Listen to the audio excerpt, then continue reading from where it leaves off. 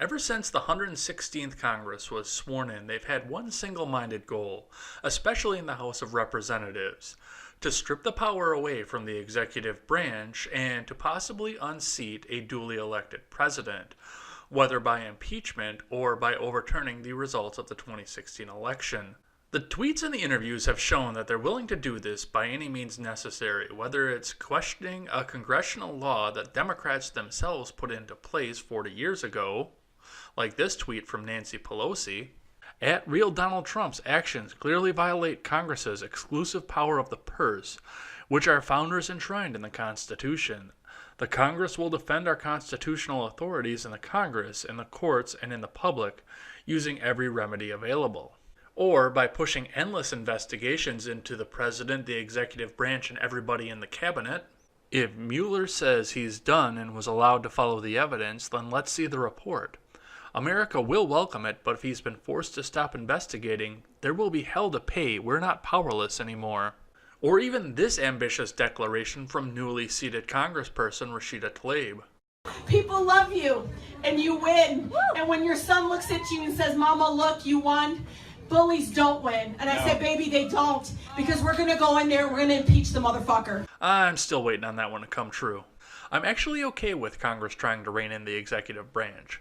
Congress was actually intended to be the most powerful branch of the government, its makeup being representative of the people that they represent, and initially in the Constitution, the Senate was supposed to be representative of the states.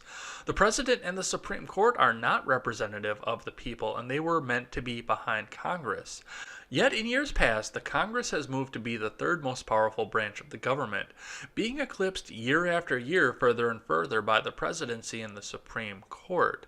But Congress was always intended to be the most powerful branch because Congress people are beholden to the people that they represent. While I am fully supportive of Congress people trying to take back power within the realm of the federal government only, Representative Alexandria Ocasio Cortez seemed to take this a step further this past week.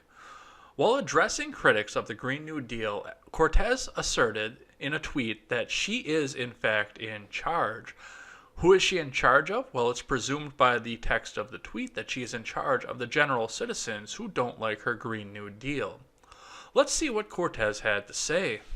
While replying to Charlotte Clymer, Cortez tweets, "Yup, if you don't like the hashtag Green New Deal, then come up with your own ambitious on-scale proposal to address the global climate crisis. Until then, we're in charge and you're just shouting from the cheap seats." Now, conservative pundits like Ben Shapiro like to point out the fact that the House of Representatives was always intended to be the more rowdy chamber of Congress.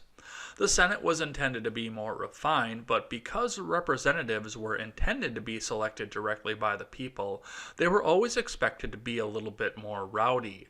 Therefore, this tweet could be dismissed by a freshman representative who is trying to make a name for herself and maybe stepping a little bit over her bounds, but easily being able to correct her mistake. However, instead, Cortez went on an interview and took this all a step further. At an event for Girls Who Code, Cortez doubled down, saying this: "The power is in the person who's trying, regardless of the success. If you're trying, you've got all the power, you're driving the agenda, you're doing all this stuff. Like, I just introduced Green New Deal 2 weeks ago, and it's creating all of this conversation. Why? Because no one else has even tried.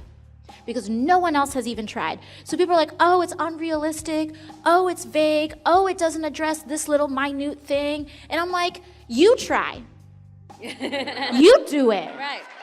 Because you're not.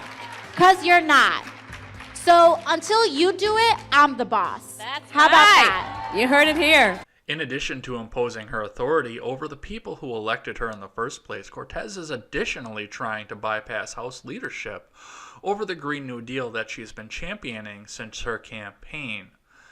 Before Cortez was sworn into office, she did hold a sit-in in Nancy Pelosi's office to try and push the Green New Deal, long before it was even ever written.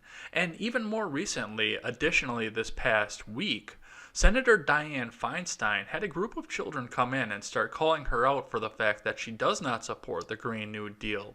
And Cortez did not miss an opportunity to slam the House Judiciary Committee leader for the fact that she denies that the Green New Deal is necessary. As far as the Green New Deal and climate change are concerned, as long as I can remember, the United States has been one of the lowest polluting countries in the entire world, developed and undeveloped. Yes, there are some things that we can do more of, but as long as there are countries out there that are polluting completely unrestricted according to their local laws, anything that we do any further isn't going to amount to anything as far as the global climate goes. And that led conservative commenter Ben Shapiro to come up with a better idea than the Green New Deal. Ben Shapiro says that we should go over and bomb every single factory or facility of manufacturing in India and China, because both countries do pollute completely unrestrictedly. I've read the Green New Deal and I made a video on it, and I will link that in the description below, because the Green New Deal is less about environmental protection and more about social reprogramming and changing the economy over into something that our founders never intended it to be. And as far as Cortez's comments go, let's all remember the fact that the last time a government official told the people on this continent to sit down, shut up, and accept the authority because they are the boss, let's remember the fact that we kicked his ass all the way back across the Atlantic Ocean because we are a free people in these United States. What do you think about Cortez's sudden claim to authority, and what do you think about the Green New Deal in general?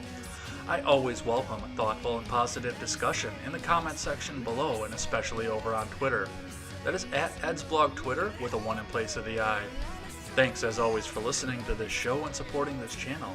And remember, never take the words of bloggers, podcasters, or journalists as gospel. Find all the facts and draw your own conclusions. Take care.